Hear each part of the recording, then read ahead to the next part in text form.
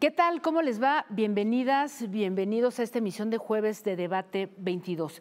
Y hoy le entramos nuevamente al tema de la guerra Israel-Palestina. Ya hace 7 meses, en su momento, justamente después de este terrible atentado en Israel, pues tuvimos la posibilidad de conversar con 2 investigadores. Hoy regresamos al tema. Casi 7 meses después, en medio de un conflicto que ha escalado, de países que han roto relaciones incluso con Israel, universidades que se han manifestado contra esta guerra, estudiantes que han sido reprimidos, salvo, hay que decirlo y lo subrayo, aquí en nuestra Universidad Nacional Autónoma de México. Así es que me da muchísimo gusto saludar a 2 especialistas en el tema. Déjame darte la bienvenida, Silvana Rabinovich. Bienvenida, ¿cómo estás? Muchas gracias. Gracias, tú eres filósofa por la UNAM y la Universidad Hebrea de Jerusalén y ahora estás en el Instituto de Investigaciones Filológicas de la UNAM. Bienvenida. Muchas gracias. Gracias por estar aquí. Gilberto Conde, historiador y profesor investigador del Colmex. Bienvenido, muchas gracias. Muchas gracias. Bueno, pues déjenme empezar por que nunca está de más insistir, contextualizar. En este contexto en donde decía yo, la guerra ha escalado a un montón de situaciones, de circunstancias, pero yo quisiera regresar a esto que a veces nos confunde, ¿no? Una guerra milenaria, es una guerra interreligiosa, cosa que no es cierto, así es que yo te pediría que nos ayudes a ubicar cuál ha sido este conflicto que se ha tejido en esa región del mundo. Bueno, muchísimas gracias. Es un conflicto colonial, nacional colonial. Yo creo que lo primero que hay que desmontar es esta idea que es milenario, no lo es. Judíos han vivido en medios musulmanes y judíos árabes, y eso ha sido a lo largo de más de un milenio. Entonces, no es una incompatibilidad de las religiones, se han entendido muy bien. De hecho, en judeo-árabe existe una versión de la Torá y muchos conceptos del Islam son tomados y resignificados dentro del judaísmo. Entonces, no es un conflicto milenario, no es un conflicto tampoco religioso, sino de teología política nacional colonial. Y eso tiene que ver con el colonialismo europeo, o sea, cuando en 1916 es el acuerdo Sykes-Picot, se divide el mapa, ¿no?, de esa manera tan geométrica, y entre Francia e Inglaterra, y bueno, ahí queda bajo el mandato británico Palestina. Hay una persecución de los judíos en Europa, el antisemitismo es europeo y los judíos de Europa deben huir por persecuciones, sea de la Rusia zarista, sea en distintos países, y eso ha ocurrido, pero había formas de llegar a los destinos, y entre ellos estaba Palestina también, que no eran de la forma del colonialismo europeo, que había demostrado no tener lugar para los judíos. Entonces es muy extraño que lleguen a realizar en Palestina un programa y un proyecto que no había tenido lugar para ellos. La Declaración Balfour en 1917 dice que Su Majestad, ¿sí?, la monarquía británica, ve con buenos ojos el establecimiento de un hogar nacional para los judíos en Palestina, pero es una colonia, un país que le da un pedazo de tierra a otro en la tierra de otro. O sea, realmente era un mandato, no era la tierra de los británicos, Palestina, y bueno, en esa minorización de los palestinos llegan los refugiados, judíos que llegan como refugiados, pero bueno, vienen con un proyecto que tiene las características de un movimiento nacional europeo, y así se forma el sionismo. ¿Qué papel, Gilberto, juega esta región, ¿no?, geopolíticamente? Dice Silvana, el antisemitismo, todo esto que se gesta ahí es europeo, y hoy incluso en la narrativa actual escuchamos esto de si tú estás en contra de Israel en este momento es casi como seguir apoyando todo lo que pasó en su momento con el llamado Holocausto contra los judíos. Sí, bueno, primero es muy importante entender que no necesariamente es así. Por supuesto que tú lo entiendes, por eso me lo preguntas.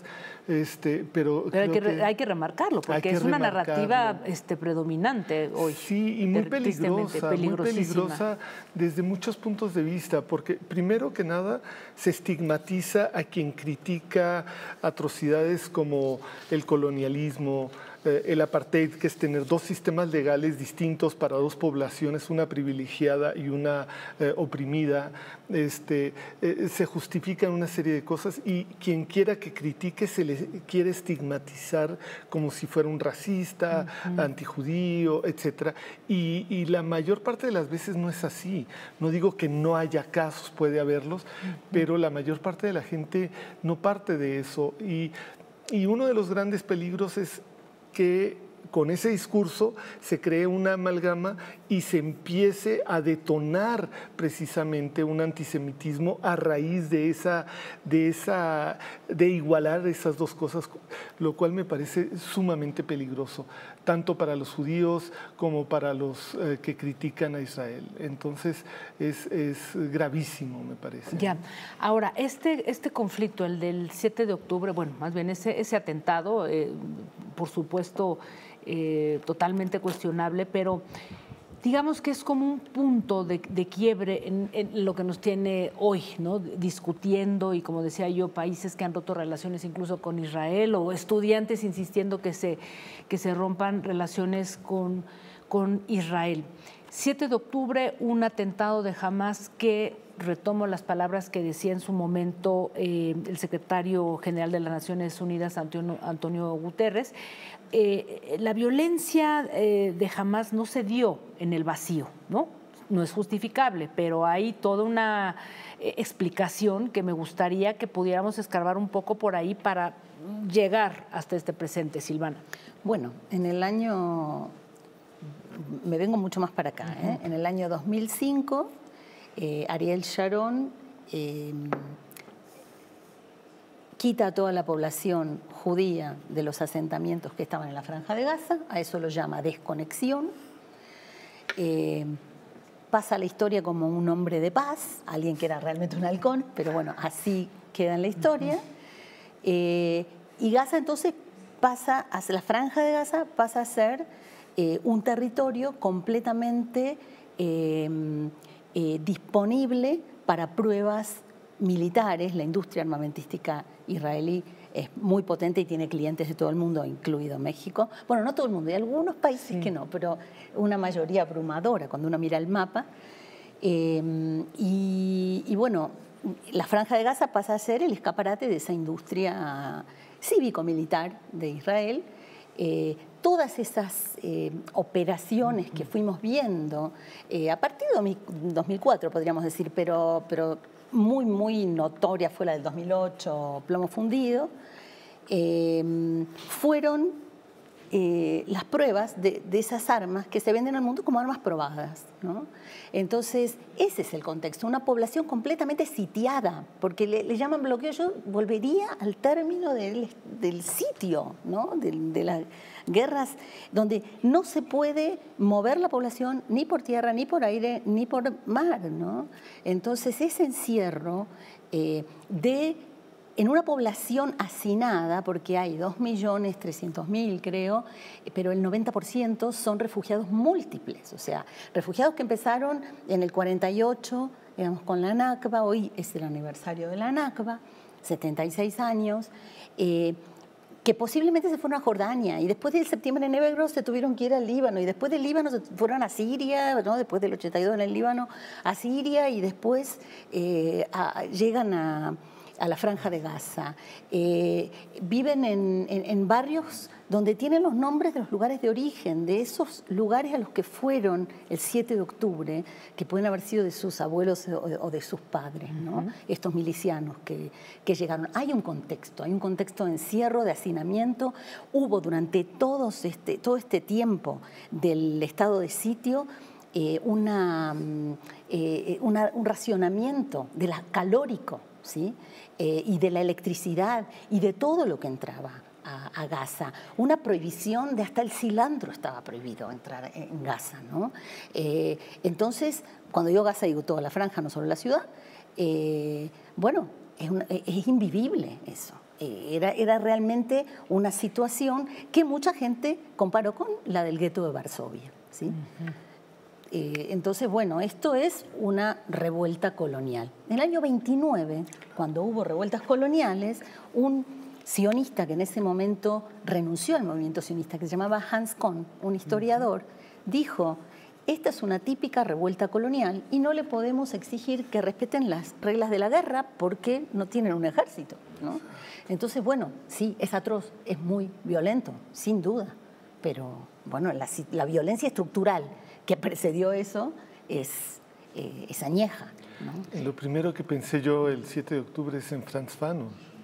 O sea, es gente que o sea, por supuesto que no justificó la violencia, los excesos, claro, y un atentado así sin duda deplorable, pero también es muy difícil que no ocurra ese tipo de cosas cuando la gente está tan oprimida tanto tiempo y además se le corta la esperanza, porque eso es lo que estaban viviendo los palestinos entre 1993 y 1995, con todos los defectos que quiera, pero había esperanza de que se podía lograr la autodeterminación para el pueblo palestino. Uh-huh. Y que había esperanza realmente de lograr la paz, etc. De 1995 al 7 de octubre de 2023 fue pura cancelación de esa esperanza de paz. Uh-huh. Y esa cancelación de la esperanza de paz que la decretó probablemente Netanyahu, pero que fue asumida por el establishment político israelí, también fue aceptada por el establishment político estadounidense como, bueno, ya, no se va a hacer, porque en la práctica ya no se hacía y se estaba dejando que se pudriera la cuestión palestina con la normalización de un Estado árabe tras otro, de relaciones con Israel, y la cuestión palestina administrarla. Ni una solución en un Estado, ni una solución en dos Estados. Cero solución, era administrar el problema, y eso estalló en la cara de los israelíes que vivían alrededor de la Franja de Gaza el 7 de octubre. ¿Cómo podríamos entender, Silvana, a Hamás? O sea, ¿qué es? ¿Cómo definirlo? ¿Cómo comprenderlo dentro de esta revuelta colonial y dentro de esta olla express que se fue haciendo, como bien tú lo explicas, desde el 93 hasta el 23, ¿no? ¿Qué es Hamás? Bueno, lo primero es parte de los movimientos de liberación palestinos, que tiene un carácter religioso, es cierto, que llegó a las elecciones del 2006, si no me equivoco, fueron como fuerza política y ganó en elecciones limpias, ¿sí?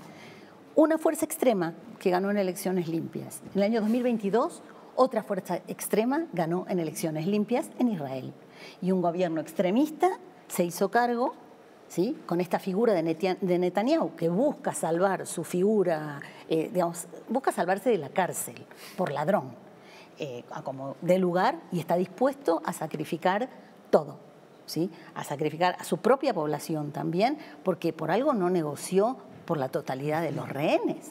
O le va a echar en cara jamás también esos rehenes por los cuales él no negoció. O sea, con las elecciones del 2022 en Israel se soltó la última amarra apocalíptica, ¿sí?, que sostenía más o menos esa región y que, como bien recordó Gilberto, en el 93 fueron los acuerdos de Oslo y fueron para 5 años, no para 30, ¿sí? 31. Y lo que vemos, esa división de Cisjordania en área A mínima, que además no es totalmente autónoma, ¿sí? Claro. Yo he visto con mis propios ojos, el 8 de junio de 2023, entrar a 50 carros blindados israelíes en Ramallah, ¿sí?, que es completamente área de administración palestina, para destruir un departamento de una persona que se encontraba en la cárcel en Israel. Un castigo colectivo le llaman ellos. Entonces, área A, área B mixta y área C, que es la mayoría, que es lo más violento que vemos de los colonos. Entonces, bueno, o sea, tenemos una fuerza extrema con otra fuerza extrema que ganan elecciones limpias. Bueno, hay que vérselas en eso. ¿Por qué ganan las elecciones Hamas? Porque ya está harta la población palestina, como dice Gilberto. Ahora, en el 2023, cuando estuvimos en la Universidad de Birzeit, ganó Hamas dentro de las elecciones estudiantiles. Se puede entender porque sienten que la Autoridad Nacional Palestina no está defendiéndolos, no les está dando el lugar digno que ellos esperan. Hay quienes incluso son muy críticos y lo ven parecido al gobierno de Vichy, lo han dicho, ¿no? Yo lo he escuchado eso. Entonces es grave por el poder colonial de Israel. Entonces, bueno, el gobierno israelí estaba en una crisis, obviamente, porque por su extremismo, la gente que se considera moderada. Lo que pasa es que considerarse moderado y de izquierda en Israel es un problema, porque es aceptar la ocupación como algo natural y como parte de la democracia, y eso es un problema.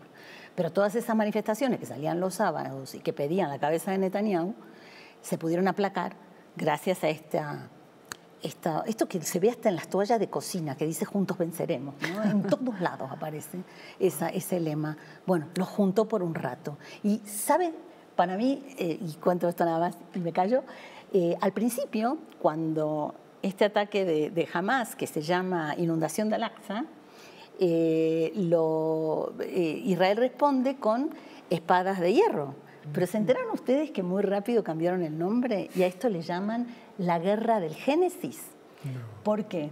Porque el 7 de octubre era Simchat Torah, que es la fiesta, el octavo día, o sea, después de la fiesta de Sukkot, se empieza a leer otra vez la Torah. Es decir, se empieza el primer fragmento del Génesis. Y entonces dice el ideólogo de este cambio de nombre en la guerra, esto va a ser un Génesis, esto va a ser un comienzo, un Israel de antes, cuando estábamos todos divididos, y un Israel de después, que vamos a estar todos unidos por este nuevo comienzo. Y ahí es donde yo veo una tentación ex nihilo, y que tiene que ver con el Génesis, por supuesto, ¿sí? Que está en el colonialismo.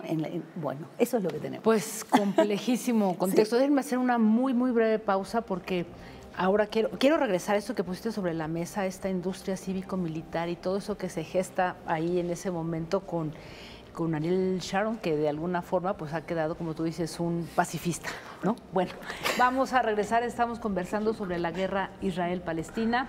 Estamos aquí en Debate 22.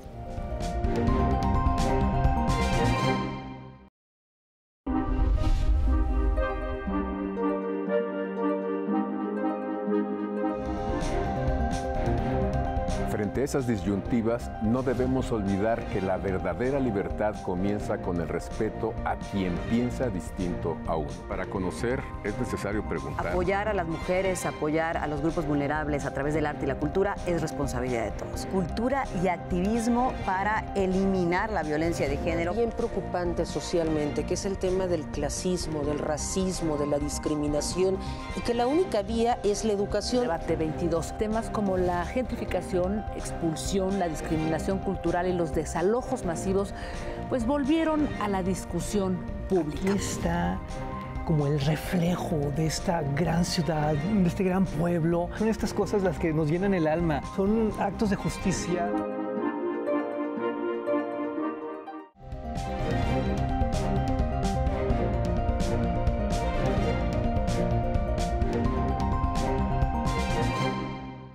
Seguimos aquí en Debate 22, estamos hablando sobre la guerra Israel-Palestina. Gilberto, creo que es fundamental esto que puso sobre la mesa Silvana, la industria cívico-militar, que digamos tiene un punto de partida, tú pones en el tiempo Ariel Sharon, pero yo creo que hasta hoy seguimos viendo esta guerra casi un negocio.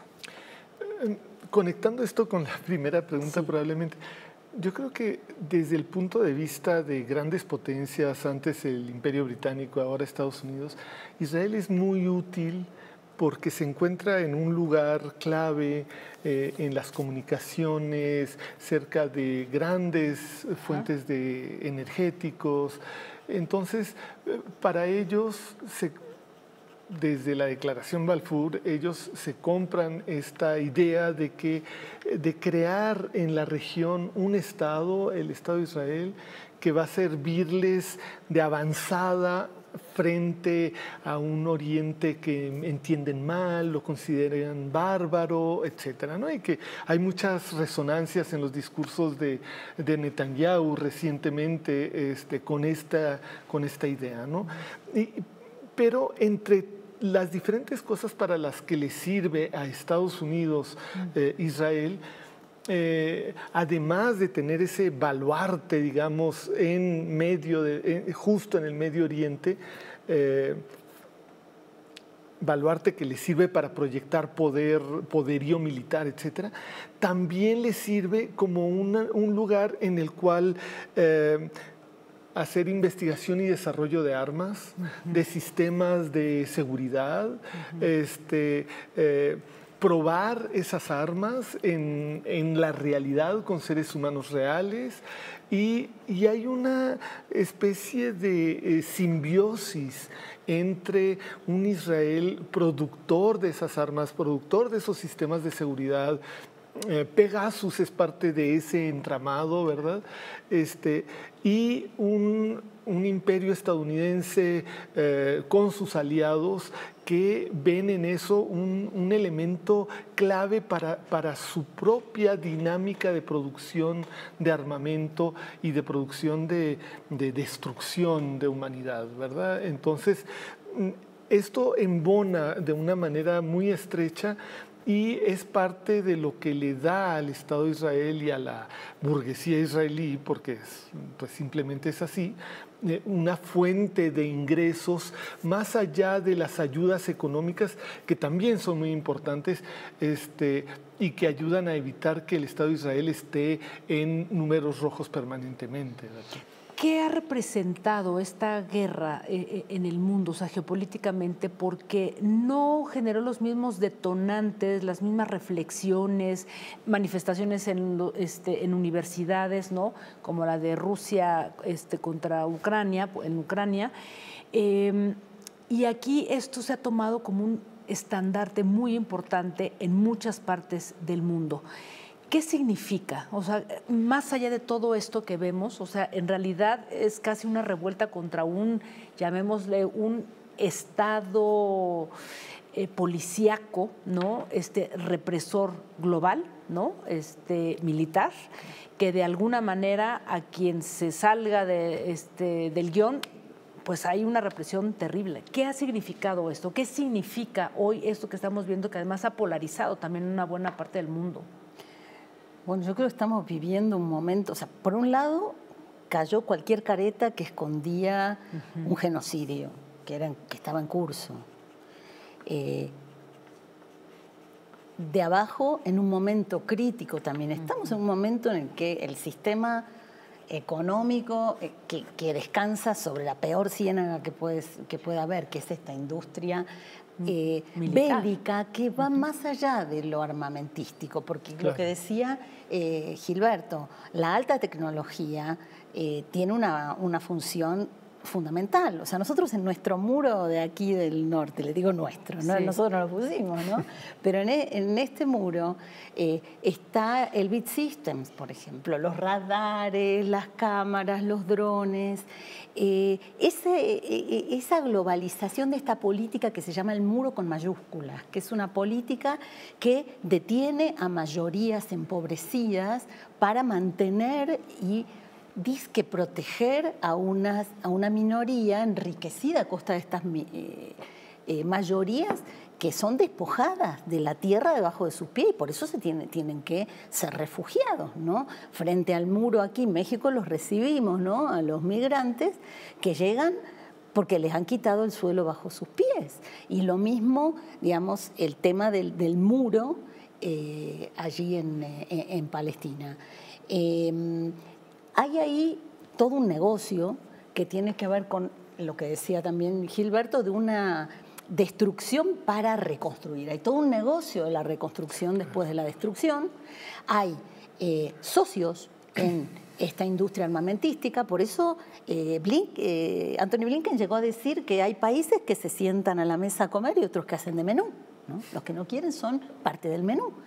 Y en nombre de esos que son parte del menú, los estudiantes, que parece que son la conciencia moral, como la voz profética de este momento, se han levantado y dijeron ya basta. O sea, no se puede, así como no podemos unirnos mucho tiempo en torno al odio, el odio en común no crea comunidad, tampoco la muerte sistemática crea vida. Y eso es lo que los estudiantes están diciendo y están hablando de un momento en el que termina, o sea, una de las grandes transformaciones que estamos viendo económicas.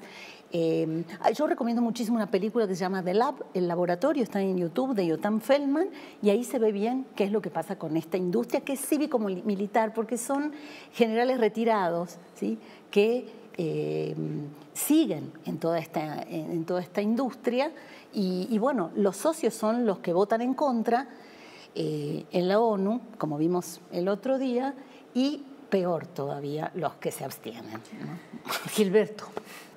Bueno, esta guerra yo creo que, bueno, tiene muchísimas detalles, ¿verdad? Pero yo creo que básicamente, yo creo que tiene razón Silvana cuando dijo que Netanyahu está buscando su propia supervivencia, no entrar a la cárcel, y que lo está haciendo a costa de muchas cosas. Esta idea de que iban a unificar al pueblo israelí, yo creo que sí la acariciaban, pero por lo menos yo veía desde un inicio que el resultado después de algunos meses iba a ser el contrario. Y es lo que estamos viendo hoy, una profundización de las contradicciones dentro de Israel mismo, entre los israelíes que están viendo que esto no está llevando ni a la liberación de los rehenes, ni a la derrota de Hamás, a ninguna de las cosas que les prometían, y al contrario, estamos ante una guerra a la que no se le ve fin por ningún lado, ni en Gaza, ni en el contexto regional, ni nada, y es como desasosiego y desasosiego. Y también quisiera retomar la otra expresión, ¿no?, de los jóvenes, los estudiantes, como la conciencia moral del momento, como un poco en la guerra de Vietnam. Hace, pues ya, ¿cuántos? Un montón de años, del 68, estamos ante un momento muy interesante porque en un mundo muy carente de esperanzas por donde se le vea, está despertando una juventud que está diciendo, momento, esto que se está haciendo no es aceptable, que pedimos, exigimos acciones concretas, contundentes, que marquen que realmente no es aceptable realizar un genocidio contra una población en su conjunto, ¿verdad? Y yo creo que eso es ante lo que estamos y es sumamente valioso. Pues quiero agradecerles, yo me quedo con muchas preguntas sobre la mesa, interesantísima conversación, gracias de verdad por sus reflexiones y pues seguiremos abonando al tema. Muchísimas gracias, Silvana, Gilberto, muchas gracias a ambos. Gracias a todas y a todos por habernos acompañado. Recuerden, el programa se sigue transmitiendo ahora mismo vía Twitter, X, a través de la cuenta N22 Digital. Y enseguida lo encuentran en YouTube también por la misma cuenta. Nos vemos el próximo jueves. Hasta pronto.